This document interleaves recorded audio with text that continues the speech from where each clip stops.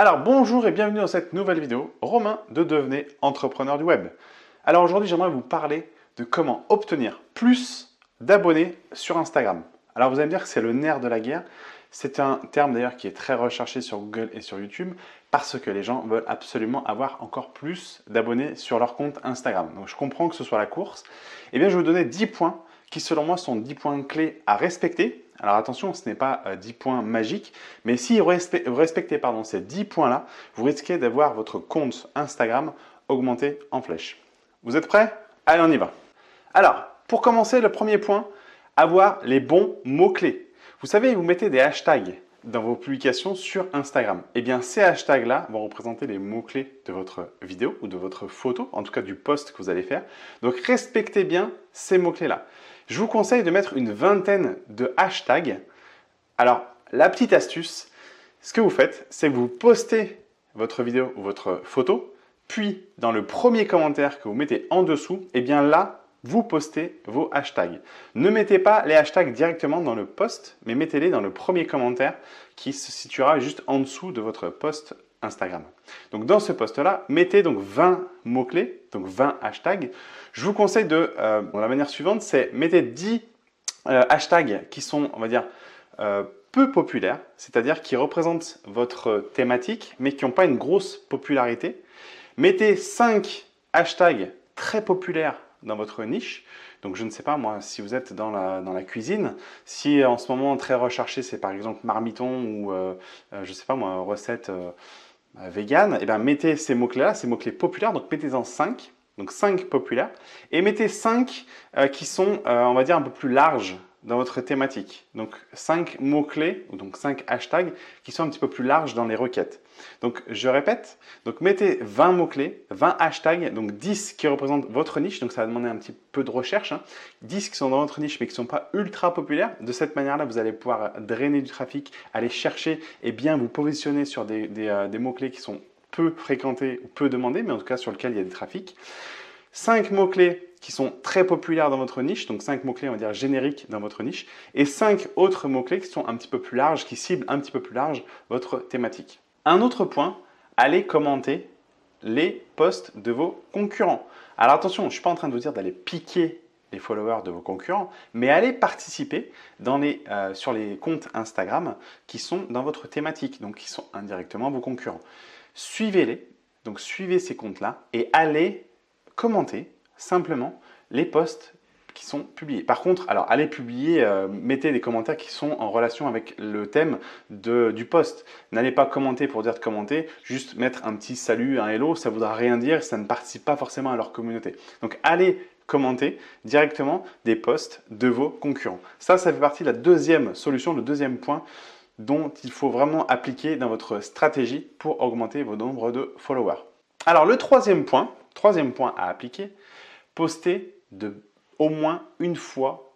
Alors, il se dit poster une fois par semaine, mais moi je vous conseille de poster une fois par jour. Aujourd'hui, il y a tellement d'interactions, il y a tellement de mouvements sur Instagram que poster une seule fois par semaine, c'est très maigre. Postez régulièrement, postez une fois par jour si vous le pouvez. Si au début vous ne vous sentez pas de poster une fois par jour, parce qu'attention, ne postez pas non plus n'importe quoi pour dire de poster. Postez sur Instagram de belles photos, etc. On y viendra après. Mais globalement, faites un post par jour, c'est très bien. Ça suscite une interaction dans la journée.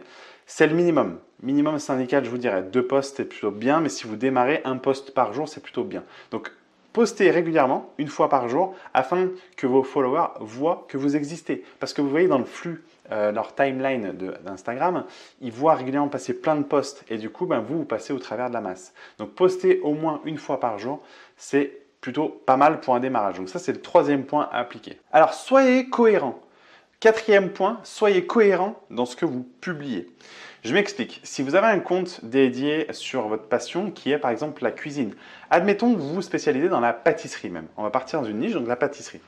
Si demain vous commencez à poster des photos sur de beaux gâteaux, et du jour au lendemain, vous mettez à poster des entrées, des plats ou des restaurants ou je sais pas, des hôtels, des choses qui n'ont pas forcément à voir avec votre intérêt principal. Si vous commencez à partir dans tous les sens, vous allez désintéresser votre communauté. Parce que faites attention, les followers que vous avez, c'est une sorte de communauté. Si vous parlez de gâteaux, par exemple comment faire de la pâtisserie, différents gâteaux, restez dans votre thématique. Vous pouvez aussi bien parler, je sais pas, de salade de fruits que de plats bien plus complexes à faire, mais restez sur la pâtisserie. Donc ne partez pas dans tous les sens, restez cohérent avec le compte Instagram que vous avez, que vous souhaitez lancer, que vous souhaitez évoluer en termes de followers, que vous souhaitez faire grossir, restez cohérent. Donc ça, ce serait le 4e point que je noterais à appliquer. Alors le 5e point à appliquer, ce serait n'hésitez pas à vous abonner aux suggestions. Si vous faites vivre votre compte Instagram, vous allez voir que vous avez régulièrement des suggestions. Parce que oui, Instagram souhaite que vous abonniez à un maximum de personnes. Instagram souhaite que vous restiez sur leur réseau à publier, à avoir une interactivité avec les autres. Donc, il vous suggère d'autres comptes. Eh bien, si vous êtes dans une thématique bien précise, allez suivre les suggestions d'Instagram. Alors, en principe, ce sont des gens qui ont un intérêt commun avec vous, et qui sont peut-être même carrément dans la même niche que vous, n'hésitez pas à les suivre. C'est toujours intéressant déjà pour voir ce que eux font, ce que eux disent aussi, ce à quoi ils participent, qui ils vont aller suivre. Mais en tout cas, dans les suggestions Instagram, n'hésitez pas à suivre les gens qui vous sont suggérés de par Instagram. Alors l'autre point qu'il faut appliquer, ça rejoint un petit peu ce que j'ai dit tout à l'heure. Là, ça ne va pas être commenté, mais ça va être d'aller liker les photos d'autres comptes. Alors, vous pouvez liker d'autres photos en allant encore une fois sur des comptes qui sont dans votre thématique, qui sont suivis par pas mal de followers. Allez liker les photos. Alors attention, on va dire liker régulièrement, ça peut devenir un travail qui soit chronophage, pénible et chiant et au final que vous allez peut-être abandonner. D'un côté, de l'autre côté, vous allez peut-être être assimilé comme spammer entre guillemets auprès d'Instagram parce que vous allez liker tout ce qui se trouve et Instagram va juger anormal que vous likez un peu tout. Faites-le modérément, mais faites-le. Il est prouvé que d'aller liker les photos ou les vidéos de vos partenaires ou de vos concurrents ou des gens qui sont dans la même thématique que vous a un intérêt et un impact parce que ça va susciter l'intérêt des gens qui suivent ces comptes-là et qui vont venir voir un petit peu ce que vous faites. Donc, n'hésitez pas à aller liker les photos ou les vidéos des posts concurrents ou alors des gens qui sont dans la même niche que vous, même thématique que vous, ou thématiques un petit peu différentes, mais qui se rapprochent de ce que vous faites pour aller capter l'attention de nouveaux followers. Un autre point très intéressant à appliquer sur Instagram, qui n'est pas forcément bien mis en avant par tous, c'est d'avoir une belle biographie. Si moi je vais sur votre compte Instagram, il faut que j'arrive à voir qui vous êtes, ce que vous faites et que votre présentation soit assez entre guillemets sexy pour que ça me plaise et que ça m'intéresse et que je me dise bah tiens je vais m'abonner à cette personne-là. Donc rendez votre biographie intéressante. N'hésitez pas à utiliser des emojis. Alors ça, on peut en utiliser à foison. N'hésitez pas également à mettre une URL de site si vous avez une URL de site à présenter pour que la personne puisse cliquer dessus et aille voir un petit peu qui vous êtes et ce que vous faites. N'hésitez pas donc à mettre des phrases assez courtes mais précises et concises. Des phrases qui peuvent susciter la curiosité, l'intérêt et qui ne sont pas chiantes à lire ou trop longues à lire parce que incompréhensibles. Donc mettez des choses simples, des phrases simples, animées d'emojis, ça rend toujours à l'œil, ça attire toujours plus l'œil.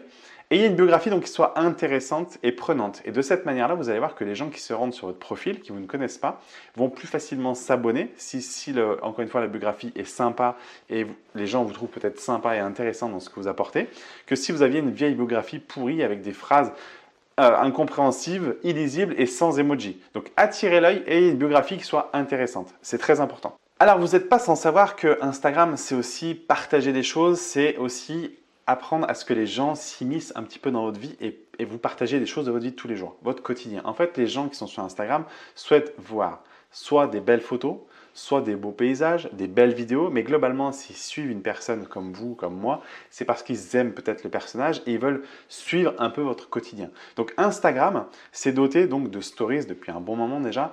Vous allez pouvoir faire des stories, ce qui représente un petit peu entre guillemets, presque des lives de Facebook, ça s'assimile à des lives. Vous pouvez même faire des lives sur Instagram, bien entendu.